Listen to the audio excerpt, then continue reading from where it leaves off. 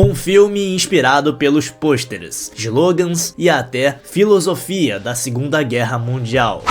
Este é um filme de guerra e que contém ironia, tentando minar a própria sociedade que ele está retratando. Vai para o espaço sideral, luta contra insetos gigantes, se torna nazis. Tropas Estelares foi publicado pela primeira vez em 1959 e venceu o prêmio Hugo em 1960 e causou bastante controvérsia, agitação. Diz respeito à ascensão do fascismo, um militarismo crescente, a perda da individualidade. Não escreviam esses livros nos anos 60. Robert Henley nasceu em Butler, Missouri, em 1907 e sempre foi fascinado pela marinha, engenharia e táticas militares e ficaria muito conhecido depois pela adaptação de Tropas Estelares e toda a controvérsia que isso causou.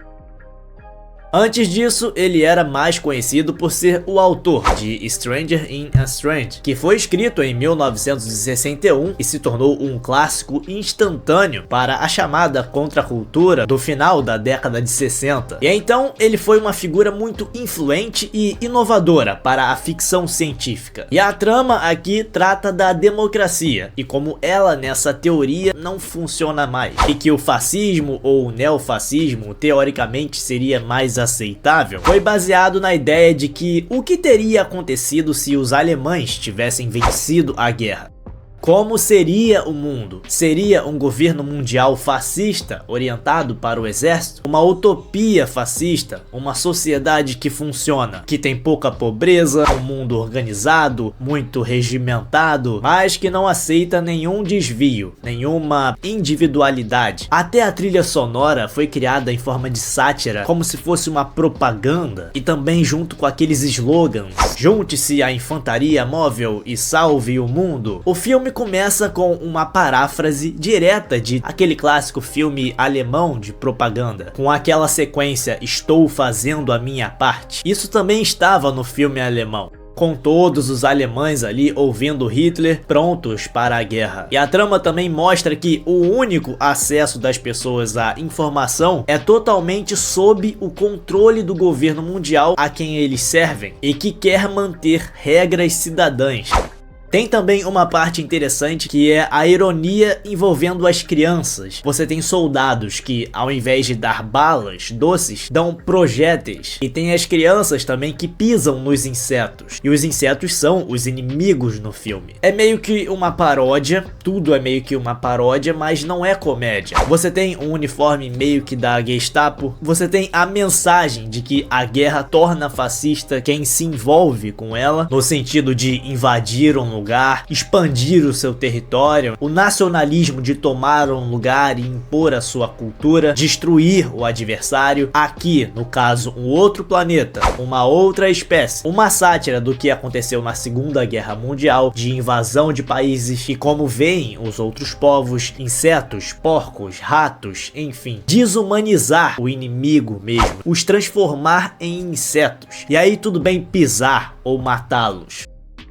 E é interessante porque os insetos estão apenas defendendo o seu território, não necessariamente são bons ou são ruins. E vemos aqui pessoas que seguem seus líderes, passo a passo, no futuro. E por isso é até fácil interpretar mal esse filme, porque ele quer mostrar como seria ruim tudo isso no futuro. Mas na época os críticos não entenderam como uma sátira. Acharam que era uma glorificação ou uma glamorização, um filme que promovia a ideologia nazis. Washington Post escreveu que era um filme perigoso. Umas matérias ridículas saíram na época. Hoje em dia é muito difícil ser irônico. Você escreve alguma coisa na sua rede social, a outra pessoa entende totalmente o contrário. As pessoas têm dificuldade de entender ironia. E eu acho que até nisso o filme acertou.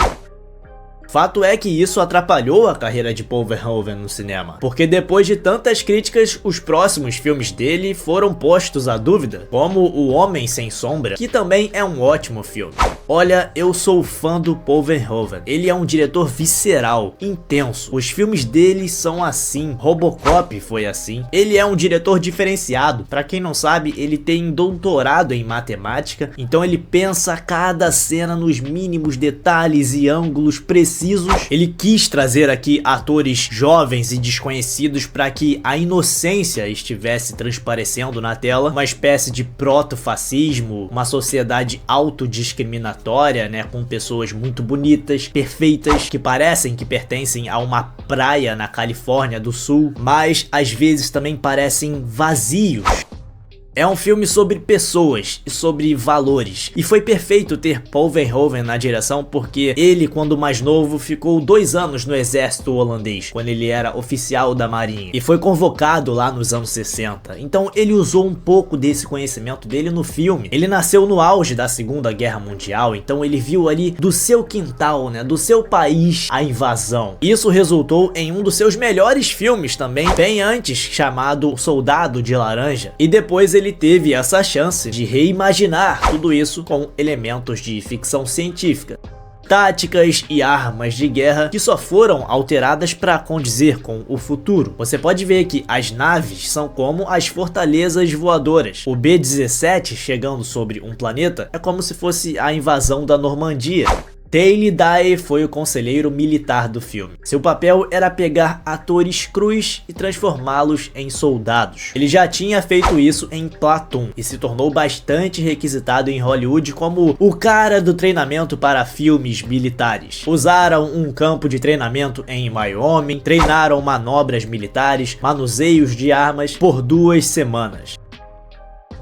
E é isso, galera, esse é um filmaço, Tropas Estelares. Eu quero saber de você, qual é a sua opinião sobre esse filme, qual é a sua leitura sobre essa trama. Você também encarou como um filme de propaganda ou você viu que era uma sátira, uma ironia, uma paródia? Comente aí tudo o que você achou sobre Tropas Estelares. Te convido também a deixar o seu like, porque dessa forma o YouTube entende que o conteúdo foi relevante para você e recomenda para mais pessoas. Dessa forma, mais pessoas conhecem o meu trabalho, o meu canal e podem eventualmente se inscrever aqui. Então, se você é novo por aqui, também te convido a se inscrever no canal, ativando o sininho para não perder os próximos conteúdos e até o próximo vídeo!